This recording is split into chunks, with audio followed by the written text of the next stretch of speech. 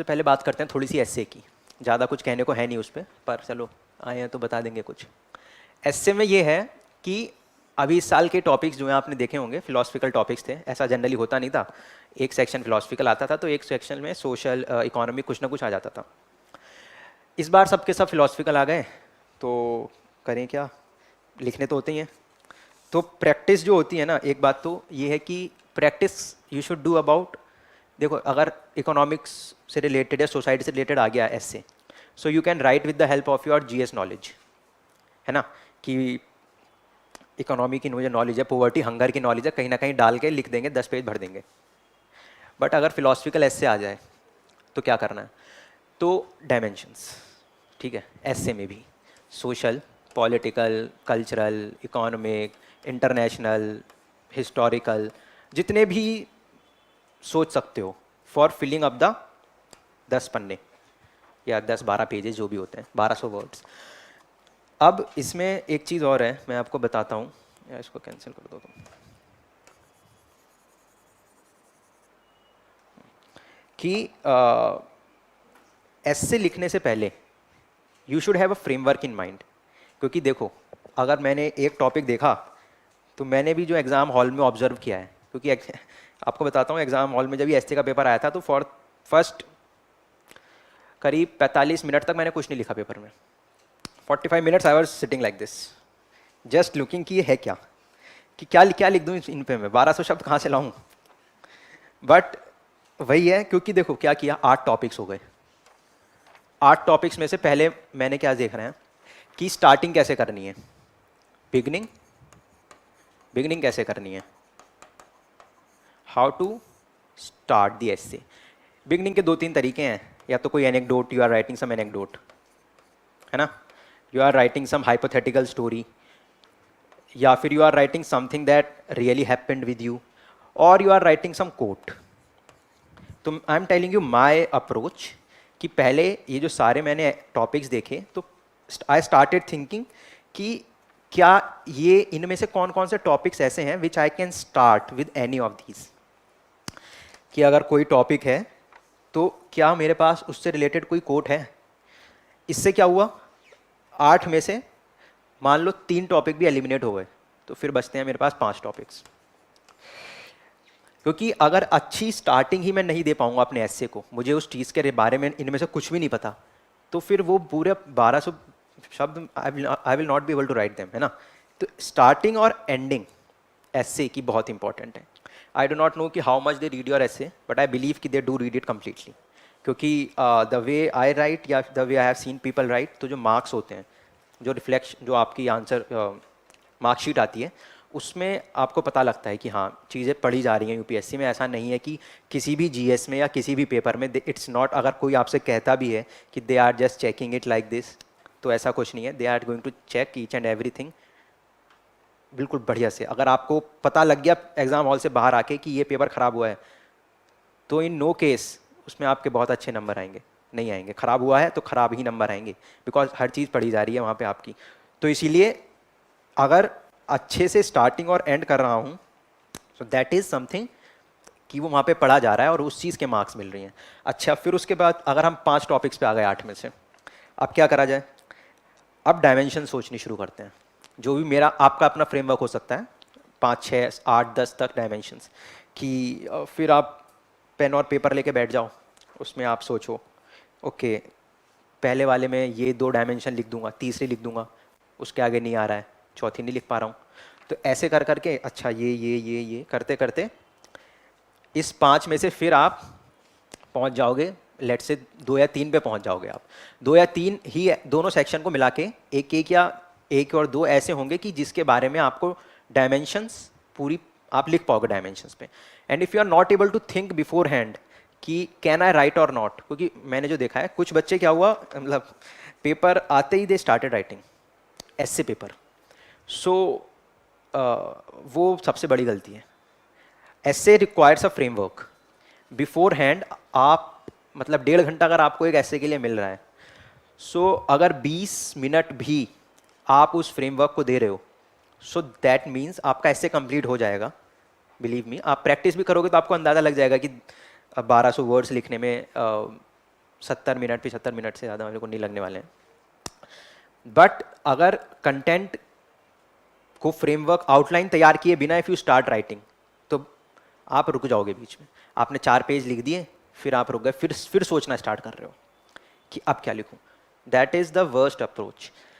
First thing is कि framework मेरा बन जाए, बिगिनिंग कैसे होनी है और डायमेंशंस क्या क्या लिखूंगा और एंडिंग कैसे होनी है। अब ये 2 या 3 टॉपिक्स पे आप आ जाओगे तो फाइनली इसमें भी आपको पता लग जाएगा कि किस में ज़्यादा लिख पाऊंगा मैं। तो मान लो कि आप 2 टॉपिक्स पे आ गए, आप एलिमिनेशन से 2 टॉपिक्स की चलो भाई इस पे मुझे बिगिनिंग भी आ गई, कंटेंट भी आ गया, फिर अगला अगला जो आता है चीज़ वो आती कि टॉपिक तो सिलेक्ट हो गया पर अब इसमें लिखना क्या है। फिर वो एक फ्रेमवर्क आपने बना लिया। अब ये तो है नहीं कि फ्रेमवर्क में जो सभी कुछ दिमाग में आ जाएगा। Then you start writing. आपने बिगनिंग की अच्छी सी एक कर दी, फिर आपने डायमेंशन पूरे ना, हाँ एक चीज़ और है, डायमेंशंस के जो पैराग्राफ्स हैं you keep linking them. If you are changing from one dimension to another then it should not be, मतलब ऐसा ना हो कि एक बम्प आ गया बीच में। It should be smooth. एक पैराग्राफ बीच में ऐसा पैराग्राफ आप डालते चलें that is interlinking both of them. And one more thing, ऐसे में जो लैंग्वेज लिखते हो बहुत टेक्निकल मत लिखना, keep it as simple as possible. क्योंकि देखो whoever is reading your essay, somebody is reading it and that they are reading many essays in that entire day, so they want to keep it as simple as possible। उनको दिमाग ना लगाना पड़े बहुत ज़्यादा आपके वर्ड्स में। इतने भारी भारी शब्द लिख दिए आपने, आपको नॉलेज तो थी और शब्द भी बहुत अच्छे लिख के आए हो, बट अगला आदमी तो इंटरेस्टेड नहीं है ना उसमें। Checker the examiner does not want you to do these things. Lucid language हो, बिल्कुल स्मूथ बढ़िया चल रही है, फ्लो में चल रहा है सब कुछ, तो पढ़ने वाले को अच्छा लगे। ऐसे के नंबर क्यों देगा कोई, और पढ़ने में अच्छा लगेगा तभी देगा, है ना। तो पढ़ने में अच्छा तभी लगेगा when you are writing it in simple plain language that is something that they find interesting. ऐसा कुछ नहीं है कि मैं बहुत समथिंग ना बहुत अलग सा ऐसे में लिख दूंगा, ऐसा नहीं हो सकता। जीएस के आंसर में एक बार को पॉसिबिलिटी है कि मैं कुछ ऐसा लिख दूं जो कोई ना सोचे। इसमें कम है, इसमें है तो वो बस बिगिनिंग और एंड में ही है, बाकी कुछ नहीं है। अच्छा, फिर एंडिंग पे आते हैं। One very important thing about essay, how you should end it. If you can link the beginning with the end, for example I tell you one thing, अपना एग्जाम्पल बताता हूँ। सेक्शन बी में question number 6 था, चलो इसको छोड़ दो यार, कि what is research but a blind date with knowledge. What is research but a blind date with knowledge, इस साल के पेपर में क्वेश्चन था जो मैंने अटेम्प्ट किया। So when I started thinking कि how should I start these things, so इसमें मुझे याद आया आर्किमिडीज। आर्किमिडीज की स्टोरी पढ़ी होगी आपने, है ना, बॉयंसी जब उसने डिस्कवर की थी।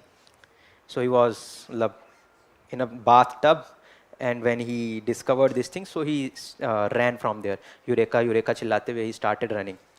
so that was my starting, कि है ना, कि वो एक ब्लाइंड डेट हो गई ना, कि पानी में लेटे और देखा कि पानी बाहर आ रहा है, so this is buoyancy, so this is the starting जो मुझे मिली और मुझे लगा कि अच्छी स्टार्टिंग है, तो टॉपिक चूज हो गया। फिर इसमें कंटेंट देखा, अच्छा डायमेंशंस हैं, 5-6 डायमेंशन भी हो जाएंगी। फिर एंड जो मैं बता रहा हूँ कि how you should link the beginning with the and. And कैसे करोगे वो तो आपके ऊपर है वैसे इन दी एंड, बट जो मेरा तरीका रहा है कि आर्किमिडीज से एंड कर दो। कैसे? शुरू में मैंने एग्जाम्पल दिया, उससे पहले एग्जामिनर मेरे बारे में कुछ नहीं जानता, मैं टॉपिक के बारे में भी वो कुछ नहीं जानता कि मैं क्या लिखूंगा। मैंने एग्जाम्पल दिया, फिर मैंने बहुत सारे 8-9 पेज भर दिए, ठीक है।